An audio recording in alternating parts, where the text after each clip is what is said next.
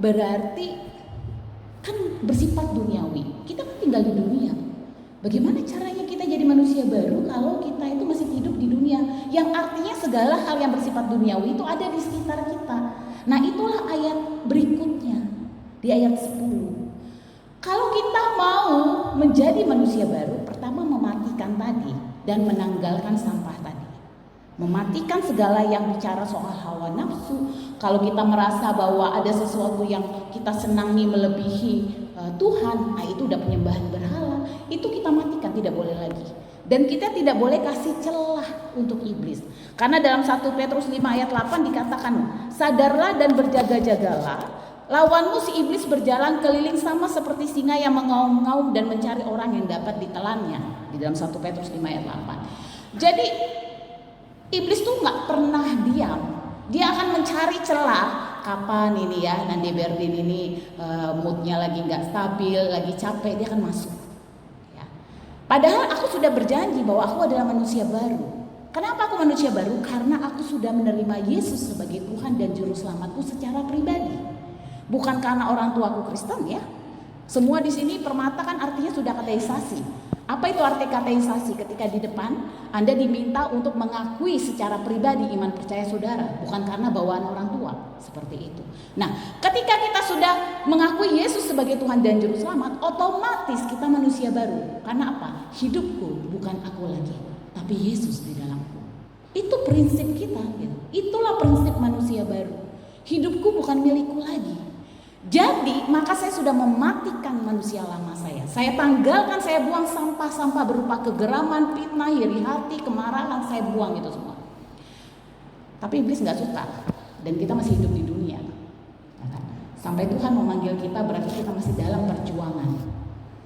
Makanya ketika kita menerima Yesus, kita sudah selamat. Itu sudah harga mati. Saudara-saudara semua. Kalau ditanya, Anda selamat? Selamat. Jangan bentar ya, aku ragu-ragu, aku pikir dulu, aku selamat gak ya? Aku masuk surga gak ya? Enggak. Ketika kita sudah menerima Yesus sebagai Tuhan dan Juru Selamat kita, maka katakan, saya akan masuk surga. Karena saya sudah terima Yesus. Itu udah harga mati. Tinggal ketika Tuhan belum panggil kita, maka disitulah kita harus memperjuangkan identitas kita sebagai manusia baru tadi. Karena selama di dunia, iblis juga gak berhenti. Dia seperti singa-singa yang mengaum-ngaum, mencari siapa yang bisa saya telan. Oleh karena itu, apa yang harus kita lakukan? Yang dilakukan di ayat 8 adalah terus-menerus diperbaharui untuk memperoleh pengetahuan yang benar. Terus-menerus diperbaharui. Ini proses. Jadi gak ada orang ketika dia sudah terima Yesus, wah, saya tuh udah pasti hebat lah gitu ya. Oh benar, gak apa-apa gitu. Tetapi kalau kamu hanya terima, setelah itu kamu tidak memperbaharui terus menerus, gak bisa. Woi, iblis tuh jago banget ya. Dia akan tahu cari celah gimana kita supaya jatuh ke dalam hawa nafsu, jatuh ke dalam hal-hal yang tidak baik, marah, kegeraman. Dia akan cari celah. Ya udah deh, dia tuh memang orangnya suka banget membohongin kamu. Oh, dia tuh orangnya suka sekali menipu kamu. Dia suka menjelek-jelekan kamu. Iblis itu bisa bermain tidak hanya dengan orang-orang jauh kita, orang terdekat kita dipakai iblis gitu. Nah, oleh karena itu kita harus terus-menerus diperbaharui. Diperbaharui itu seperti apa? Ada learning, ada proses, ada pembelajaran menurut pengetahuan.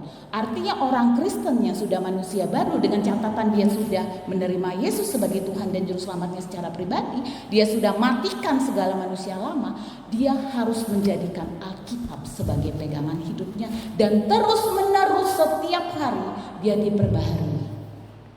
Jadi kalau setiap hari tidak pernah dalam satu hari kita membaca firman Tuhan, itu kita bukan manusia baru. Karena kita akan terjerumus nanti oleh dosa, oleh serangan-serangan iblis. Nah, iblis ini juga bukan sesuatu yang bisa kita jadikan kambing hitam ya. Artinya seperti ini, ya sih saya berdosa memang gara-gara setan ini. Ya. Setan itu menggoda, tapi keputusan untuk jatuh ke dalam dosa iya atau tidak adalah siapa? Kita nih, dalam diri kita sendiri. Jadi gak bilang, saya tuh berdosa gimana ya, soalnya setan sih yang salah, dasar setan gitu ya. Emang setan gitu ya. Gak gitu. Tapi ketika saya berdosa, itu karena free will.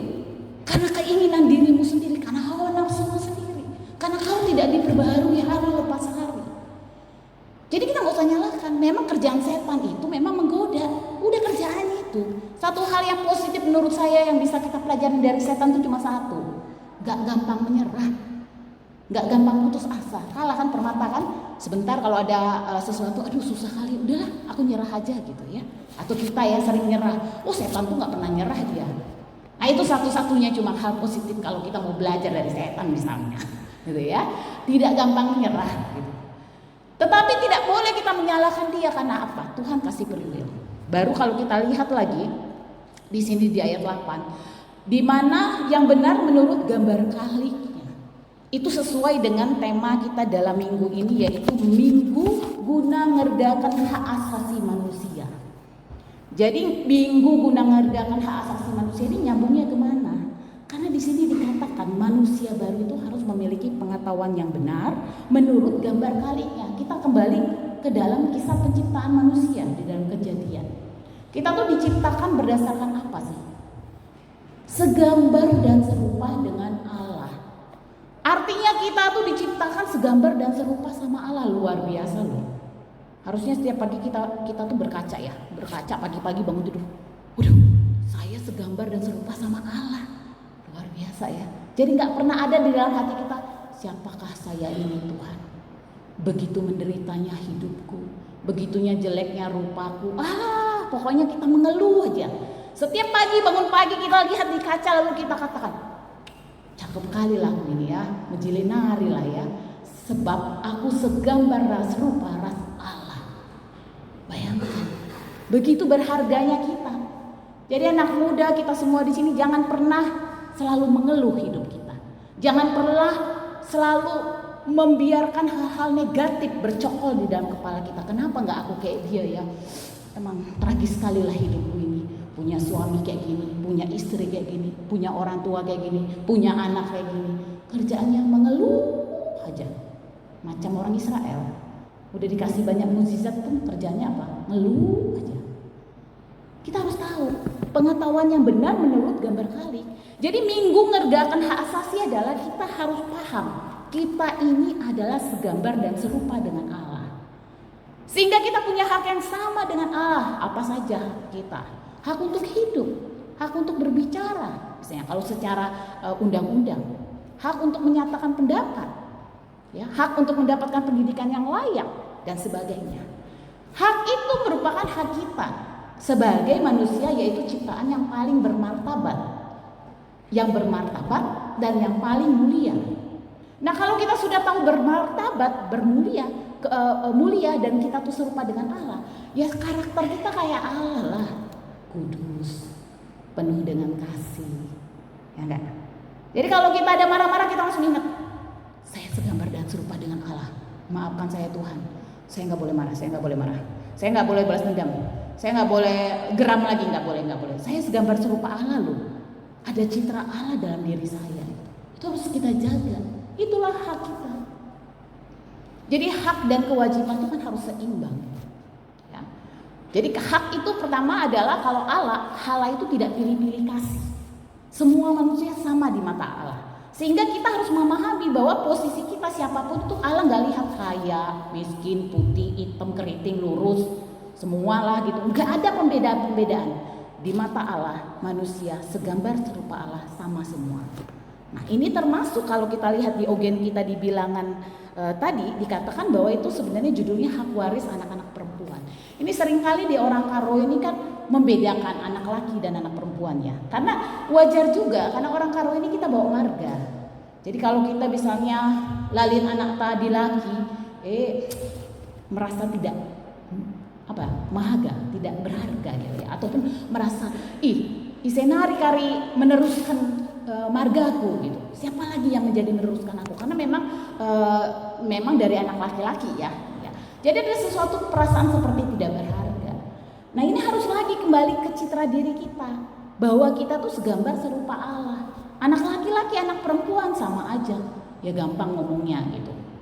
Tapi ya kita harus sebagai manusia baru matikan manusia lama. Kalau orang sesuku kita bilang, lah banci bagi adi lalit anak ndu dilaki maka banci darah mindu bibir si deban. Misalnya gitu kan, nggak ada di kita ya, nggak ada di kita gitu. Di kita tuh ya sekali menikah, sekali seumur hidup, dan tidak boleh siapapun yang menceraikan selain Allah sendiri melalui kematian. Itu udah harga mati di Alkitab gitu. Jadi memang ketika nggak ada ya kita berdoa sebelum, misalnya kalau kita memang sudah ingin anak laki-laki, kita berdoa minta sama Tuhan. Kalau Tuhan tetap nggak kasih, berarti Tuhan yang ada rancangan Tuhan yang terbaik. Toh anak perempuan kita kan nanti juga ada anak laki-lakinya gitu. Dia akan menikah dan jadi kita punya besan, kita punya menantu ya, menantu itu kan anak laki-laki kita juga gitu ya, sama aja.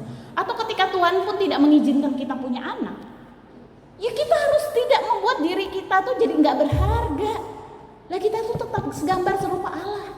Apapun keadaan kita, yang penting kita sudah minta sama Tuhan.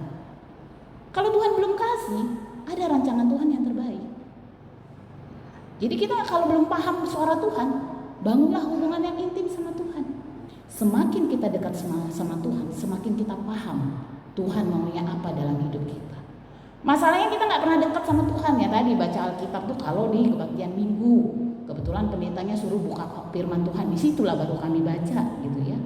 Bagaimana kita bisa mendengar suara Tuhan kalaupun kita tidak pernah punya hubungan yang dekat? Sama aja kalau kita misalnya nggak dekat sama orang, kan tidak tahu kita karakter dia, maunya dia. Coba kalau sama suami kita, mama kita, yang orang dekat sama kita lah, lirikan matanya aja gitu udah paham.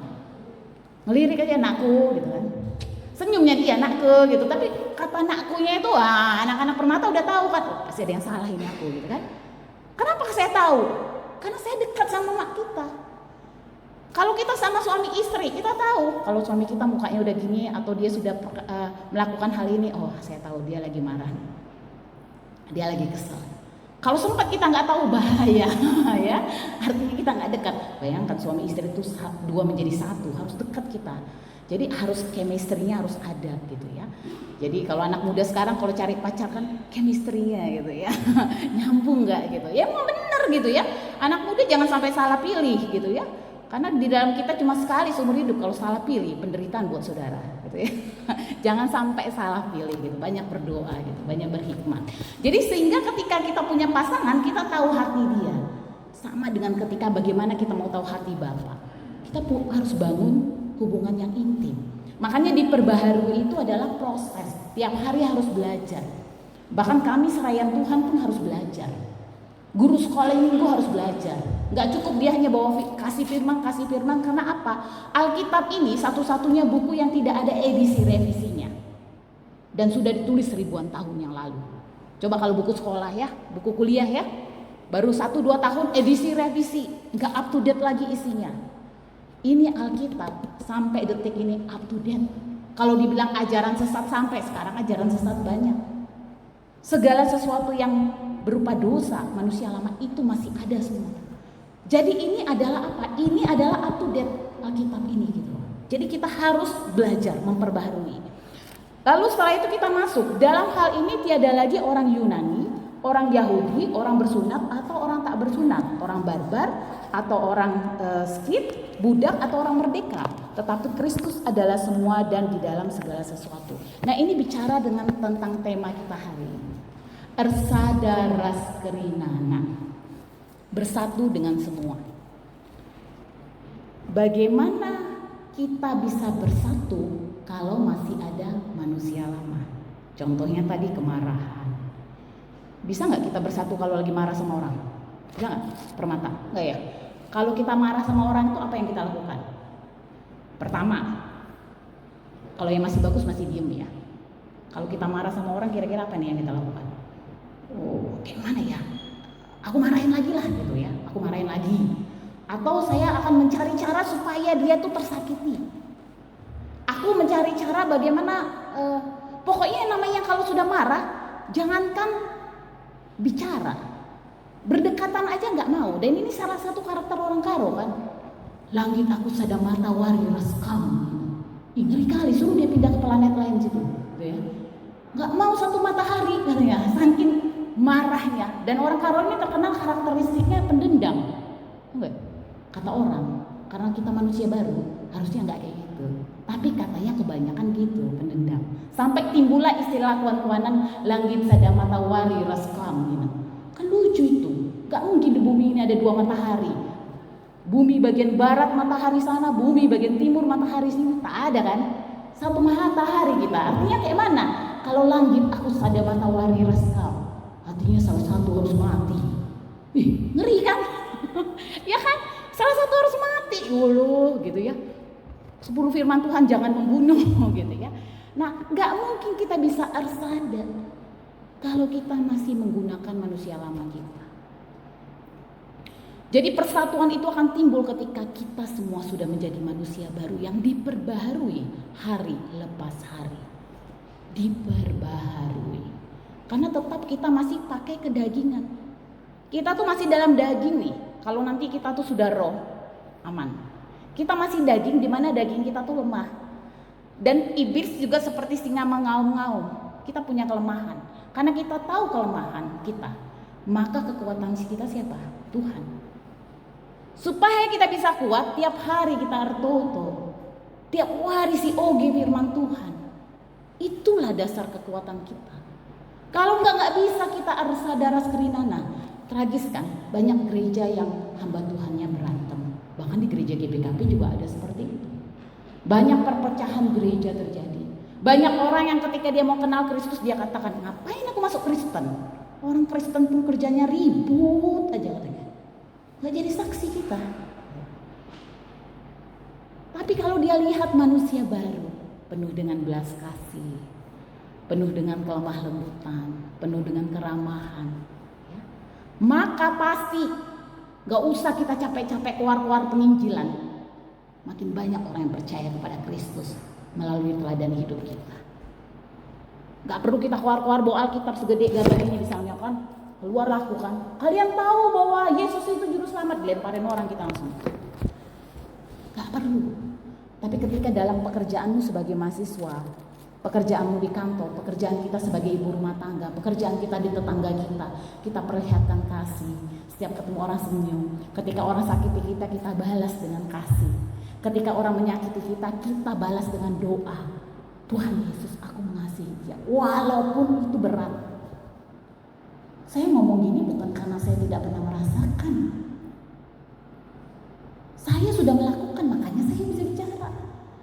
Orang yang sudah melakukan firman dalam hidupnya, dia akan bisa lebih benar bicara. Karena saya betul-betul mengampuni orang yang bahkan mau membunuh saya, membunuh secara dunia itu.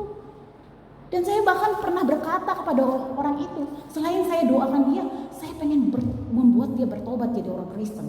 Sampai ketika saya bicara dengan seorang pendeta, saya bilang gitu, pendetanya diam, dia bilang, gak usah lah. Kan bingung pendetanya yang bilang gak usah gitu ya. Artinya dia sampai segitunya gitu. Sesakit apapun perasaanmu, gak pernah kita langsung kiblatnya kemana sih? Tuhan Yesus. Apa kurang sakitnya Tuhan? Dia tidak berdosa. Dia tidak pernah bersalah sedikit pun. Tapi dia dihina, dipukul, dicaci maki. Lah kita kadang-kadang memang berdosa juga, salah juga kita. GG juga kita sama orang, menyakiti hati orang juga kita, sehingga kita dapat orang yang seperti itu balas lagi ke kita gitu. Jadi kita harus ingat bahwa Yesus itu dalam keadaan tidak berdosa saja, dia mau mengampuniku.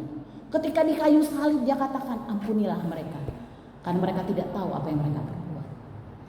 Jadi ketika doa Bapa kami, ampunilah kami Tuhan, seperti kami mengampuni orang yang bersalah kepada kami. Pada sebelah kita tuh masih awas koya gitu. Percuma kita buat doa Bapa kami gitu. Kita minta ampun selalu sama Tuhan. Karena apa? Kalau kita tidak minta ampun sama Tuhan, doa kita gak akan dijawab. Kenapa? Ayatnya ada. Yang memisahkan sehingga doamu tidak dijawab adalah dosamu. Jadi kita harus, sebelum berdoa itu, pertama adalah kita minta pengampunan dulu supaya layak kita menaikkan doa kita kepada Tuhan. Lah sekarang lu minta ampun sama Tuhan, tapi sesamamu manusia tidak kau ampuni. Bagaimana itu? Jadi intinya kalau kita mau doa-doa kita dijawab, tidak ada lagi sakit hati di hati kita. Tidak ada lagi menyimpan kesalahan orang di dalam hati kita. Tidak ada lagi prasangka buruk negatif tentang orang di dalam hati dan pikiran kita. Karena medan peperangan sesungguhnya itu adalah pikiran. Kadang ya kita berpikir negatif tentang orang. Nanti Berdin itu cerewet kali lah, dia apa-apa gitu. Ada nggak seperti itu gitu? Emang karakternya sanguin, emang suka ngomong gitu. Tapi kita sudah berpikiran negatif. Makanya medan peperangan itu adalah pikiran. Pikirkanlah sesuatu yang manis, pikirkanlah sesuatu yang suci, pikirkanlah sesuatu yang baik. Maka itu akan tercermin dalam setiap sikap hidup kita. Nah, ketika kita disakitin orang, ya balaslah dengan kasih. Ibaratnya kalau api nih, kalau kita siram dengan air, mati dia. Tapi kalau kita siram dengan bensin, yang ada berantem, yang ada makin menyala. Jadi kita kasih, kita balas dengan kasih segala. Sehingga ersada ras kerinana itu bisa kita dapatkan, khususnya di GBKP Pondok Gede. Ersada kita ras perbulangan ta, ersada kita ras anak ta, ersada kita ras kerina orang-orang sekitar kita. Sehingga tidak ada permusuhan, pertikaian, dan nama Kristus dimuliakan. Nah, sebelum kita akhirin firman Tuhan, saya mau kita menyanyikan sebelum kita berdoa satu lagu sebagai komitmen kita bahwa kita mematikan manusia lama kita dan kita berjanji secara pribadi kepada Tuhan kita sudah manusia baru. Saya mau diperbaharui hari lepas hari sehingga saya bisa tersadar kerinana. Kita mau angkat pujian, ku telah mati.